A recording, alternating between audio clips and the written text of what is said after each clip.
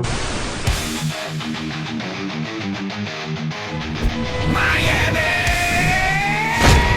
To mission control, we have liftoff. Phinhub! Phinhub! We talking Dolphin City! Phinhub, Phinhub! Yeah! It's that Dolphin Show! Phinhub! Welcome to the Phinhub Show, the one NFL podcast you can't leave off your roster. Now here's your hosts, Joe and Kevin DeHale. All right. Welcome to another episode of the Phinhub Show, powered by BetUS. Guys, if you haven't already, make sure to check out BetUS and use code YouTube150 for a 150% bonus on your first deposit for up to $2,000. Guys, that's use code YouTube150 for a 150% bonus on your first deposit. So another week, another big disappointment for us Dolphins fans. We went up against the Tennessee Titans, and they completely destroyed us. And I don't even know if they completely destroyed us. I think we destroyed ourselves. There wasn't any common sense from what I saw here. The playbook seemed to be too large for Tyler Huntley. We had a lot of penalties thrown our way for illegal shifts. Tyler Huntley didn't have a great grasp of the offense. The running game couldn't get going. Devon Achane probably had his worst game of his career. Jalen Wright seemed to be pretty decent, which that was maybe the most pleasant thing in the game. And our defense, they held up pretty well up until that fourth quarter, but honestly, it was just one of the most disgusting games I've ever seen, and I really don't know what the Dolphins do from here. Not a lot of optimism for the rest of the season, and at this point, I know where a lot of Dolphins fans go, and it's like, how much better was Tua in the offense? Tua in big games sucked. And, you know, being a Dolphins fan for my entire life, we've seen a lot of bad football. Mm-hmm. We really have. And I'm not saying that Tua beat anybody of significance, but at least we were watching some fun football while he was out there. And I can at least say, hey, thank you, Tua. Thank you for the ride that we had.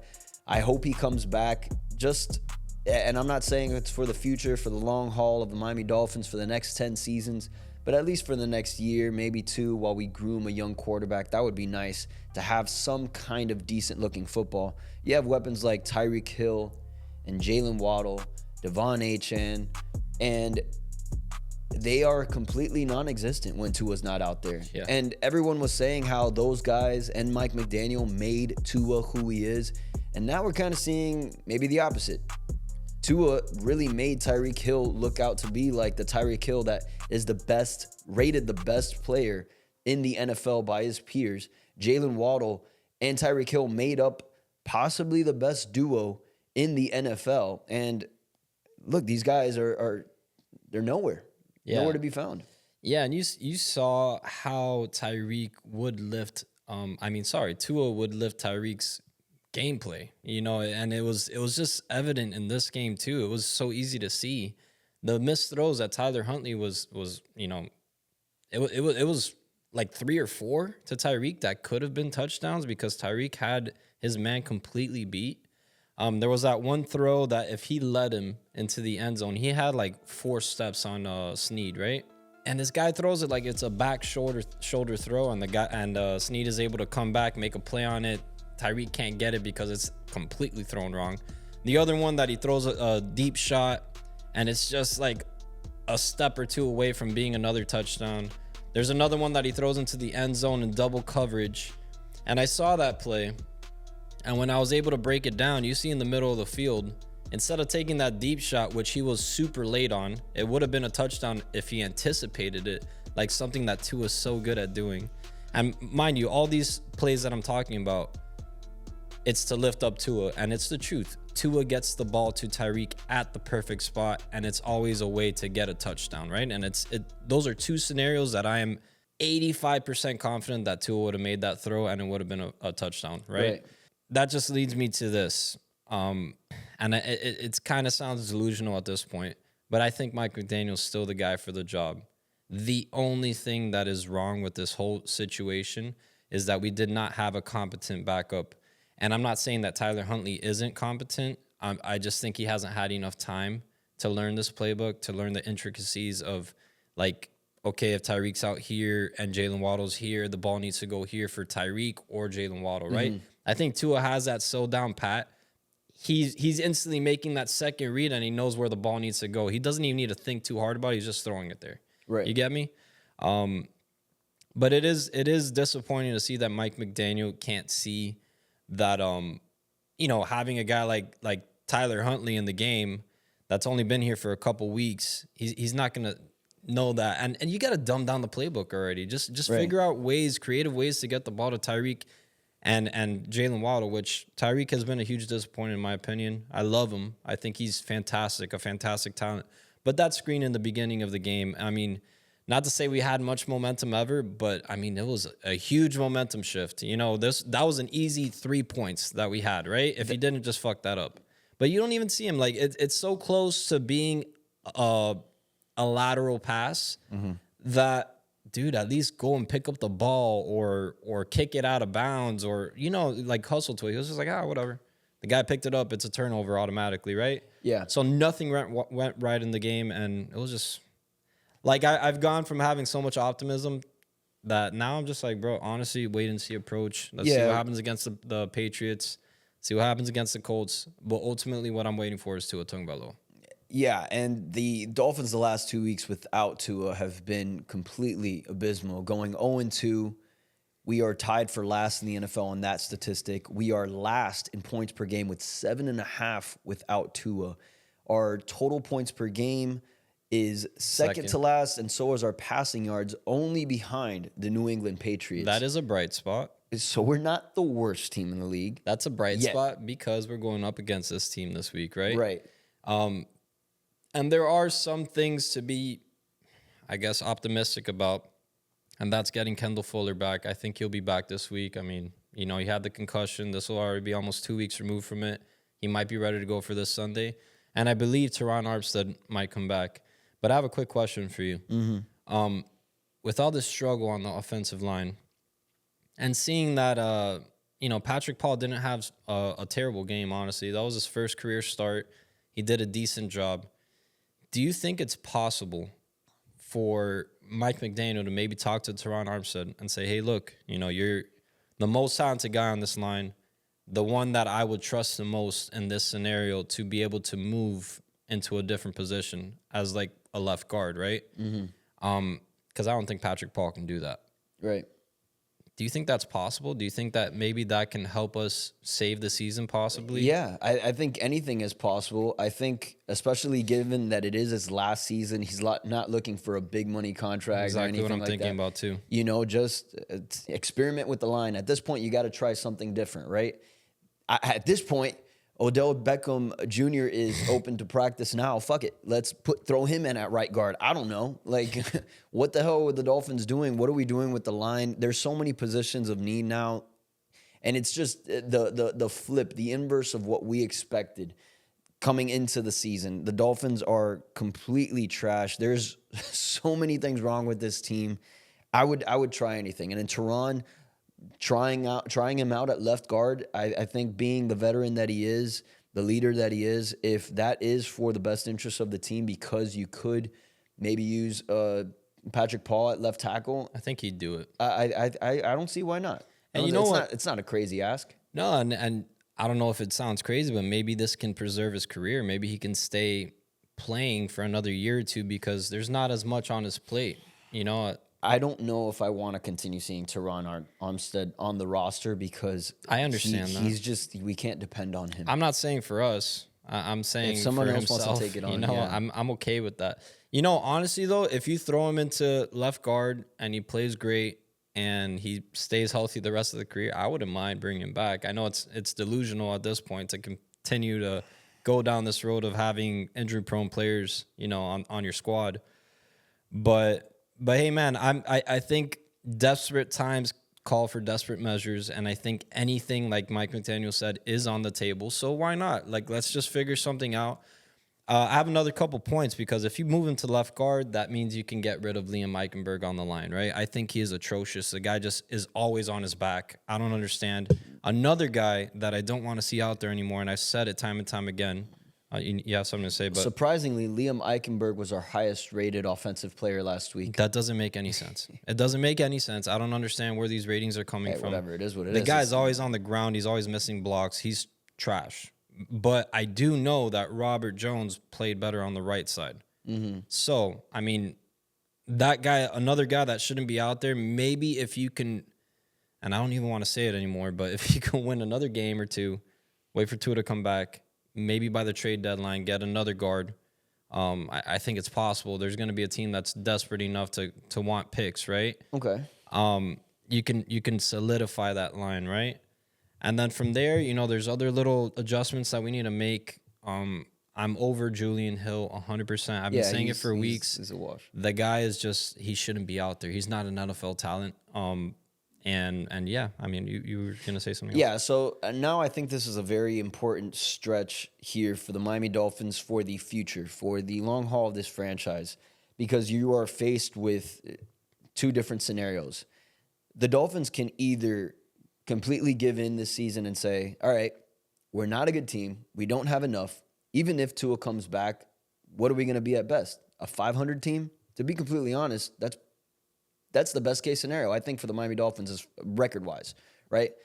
Or there's the other part of this, which is basically, do the Dolphins just say, fuck it, we are tanking, we are the worst team in the NFL, we are bottom 3. I feel like the Dolphins might be the worst team in the NFL at this point.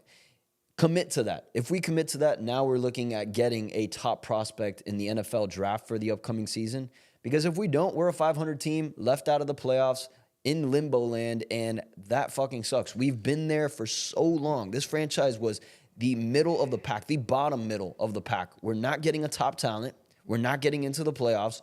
What are the Miami Dolphins doing? What's the best move from here? I see that as it's not out of the realm of possibilities. I don't think it's impossible, but it also is impossible, right? And I'm thinking more so about Jalen Ramsey, Tyreek Hill, all these veterans that we have on the team. There's no way they're going to be happy with that or okay with that. I'm also thinking about Mike McDaniel. I'm also thinking about Chris Greer. No way in hell do we tank this season and Chris Greer has job security. Well, so I don't think, and I know I don't think he has job security now, to be completely fair. I mean, to be fair, yes, but also crazy things happen, right? We turn the season around, we go to the playoffs, we win a playoff game. I'm not saying it's going to happen. Please don't quote me on that. Don't think that I think that's going to happen.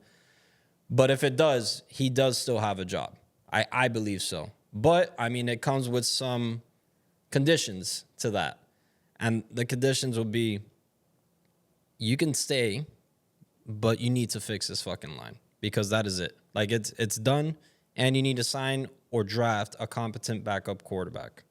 Like that, I think we're good. I think we have the talent. I think McDaniel is a good enough coach to figure this out as well. I know what we've seen the last 2 weeks is like bottom feeder teams. Like this is just like we are worse than the Panthers. We're worse than the fucking Patriots. We're the worst team in the NFL. We're the worst team in the NFL. Yes, right now I can confidently say that. But I think that goes from a week-to-week basis, because I do think, and I know this is almost delusional, but I do think he can figure it out. I think McDaniel can figure something out. I think there's so many things wrong that are wrong with this roster. There's a lot of holes. There's a lot of holes, and everyone is injured or about to be injured. Like, it just kind of happens. Jalen Phillips just went down with a knee injury. We don't know what that means. Tua, your starting quarterback, is down. I think we're down, I want to say 8 to 9 starters right now. So you got, who is it? Bradley Chubb, Jalen Phillips, David Long, Kendall Fuller, Jordan Poyer. Yeah. On offense, we have your starting quarterback, Tua, Teron Armstead. You have your left guard, Isaiah Wynn, your starting left guard. Raheem Mostert. Jeff Wilson. And Jeff Wilson. Well, Jeff Wilson's not a starter. Yeah, but that's already 9 players, 9 starters. Did you say Odell? No, but he's not a starter technically. He is a starter. So 9 starters, guaranteed first stringers that are injured. But Odell is, if he's not injured, he is a starter on this team. He's Odell our third Beckham. receiver. Okay, so you have 10 impact players that are down on the team. That's crazy to start the season. Yeah. Like, yeah, there's context for the Dolphins being so terrible.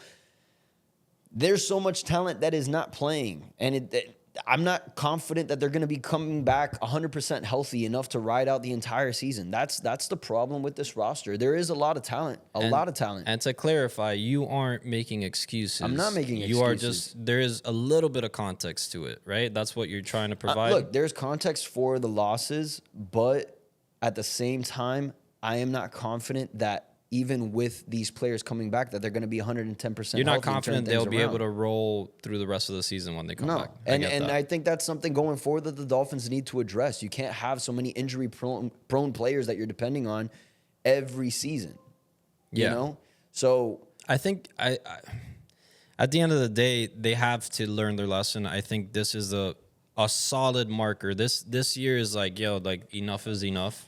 Forget about these injury-prone players. Get rid of them. I know the idea of them. It's sexy. It's all that. It's nice.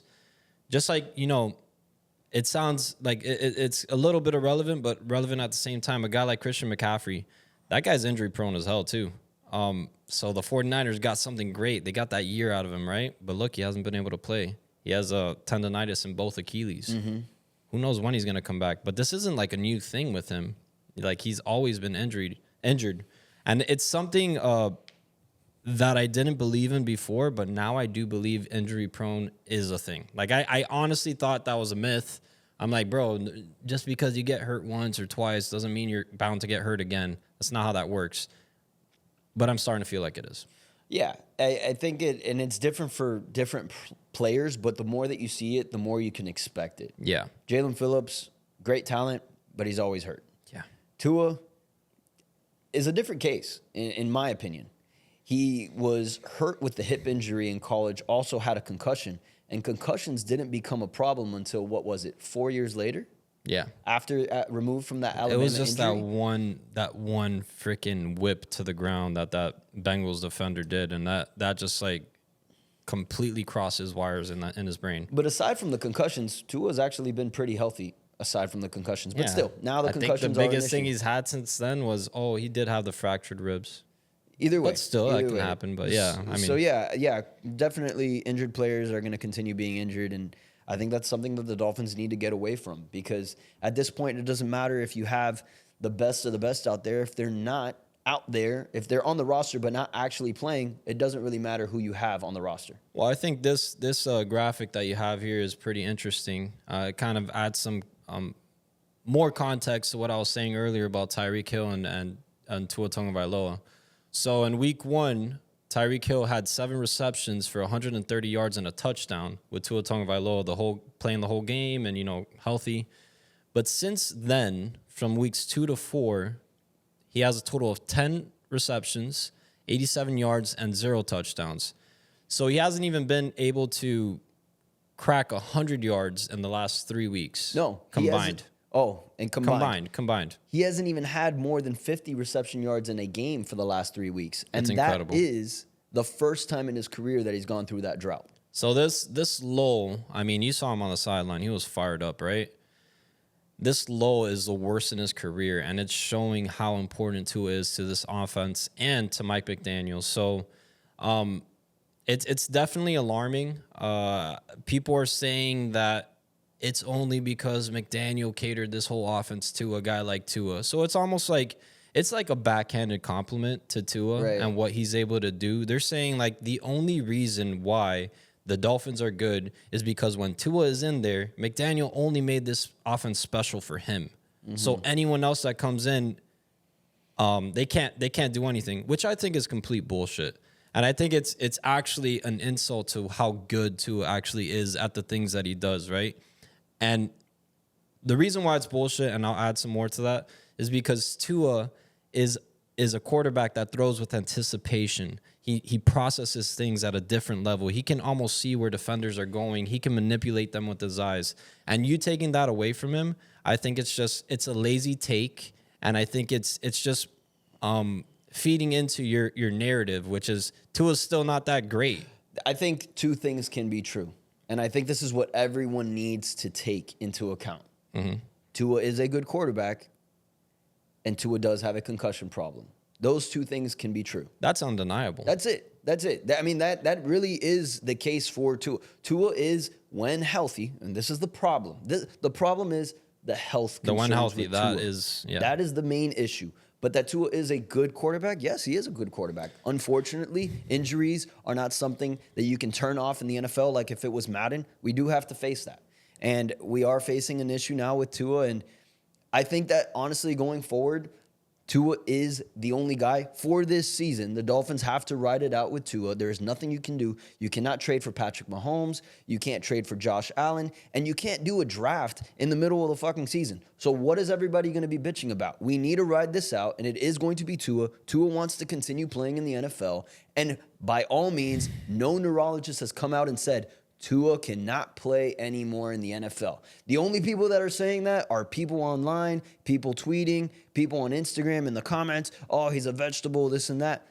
Bro, those are the Which only I people think saying that. is just disgusting. Like, honestly, not to sound like a better human being or whatever, the vegetable shit, just because you don't like that guy, dude, he's still a human being, bro. He's still a cool guy. He's a great guy. There's no reason to do it. And there's other people that say in the comments, I've seen it, oh, I don't know if he's your friend because you're always sticking up for him. Fuck, I wish. I would love wish to he be was friends my with friend. Tua. Yeah, dude, I could probably have some great time with that 200 mil with him. You know what I'm saying? But at the end of the day, man, just because it feeds into your narrative and all this stuff, just stop with the lazy takes. You know, Yeah. stop with the. At the end of the day, there's no way we're ever gonna get a Josh Allen or a Patrick Mahomes. Those are a once in a lifetime type of talent, right? And I am finally saying that about Josh Allen because I see it now. I mean, I was blinded, just like I was blinded throughout Tom Brady's career with the Patriots. I was one of the haters, like, oh, he doesn't do anything special. But bro, Tom Brady's the GOAT, right? Look, there's special talents. And it's just to show. It just goes to show that it's not 100% of the draft, bro. You're never gonna find that. Like it's Jaden Daniels, for instance. Caleb Williams was the first pick. They thought he was light years ahead of anyone else in that draft because they thought he was the closest thing to Mahomes. He doesn't look like that right now. I know it's the first year. Granted, we need to give these guys a few years, just like we had to give Tua a couple years to figure this out, 3 years. You know what I'm saying? But whatever. I mean, enough of that rant. But Anyway, the Dolphins will have their next opportunity at New England for Week 5. We're still not going to have Tua in that game. And Mike McDaniel has already said that Tyler Huntley will be the starter for that game. Hopefully, with another week under his belt, he will understand the playbook a little bit better. I hope things don't implode with Tyreek Hill being so upset. He was clearly frustrated. And they can figure this out for the offense because the most beautiful thing the Miami Dolphins had last season was the offense. And this year, it's definitely, in my opinion, the ugliest thing in the NFL. The Patriots can be bad on offense. They do not have Tyreek Hill. They do not have Jalen Waddle. They do not have Devon Achane on their roster. Technically, it's like they're still tanking because they just haven't. The way their roster is built. It's not like anything to contend. It's just like we're going through the motions, getting picks, and this is like a 2 or 3 year process of creating a roster, right? Yeah. But I will say, it is kind of important to note that Odell Beckham's back at practice. That means the window's open. There is a possibility that he's able to play. And the reason why I think that's important is because he does have some experience with Tyler Huntley from the Ravens. So, I mean, maybe that can add a little spark. Maybe that little... They've thrown to each other. He's thrown to him before. Maybe there's some sense of a connection there. So maybe we can have a spark there. I don't know. Let's see what happens. I'm looking for anything at this point, bro. I don't know. The Dolphins are desperate for answers, so let's see what happens. Anyway, if you guys haven't already, make sure to check out BetUS and use code YouTube150 for 150% bonus on your first deposit for up to $2,000. Again, that's use code YouTube150 for 150% bonus. But that's going to do it for today, guys. Thank you for sticking it out with us, and we'll catch you in the next one. Fins up.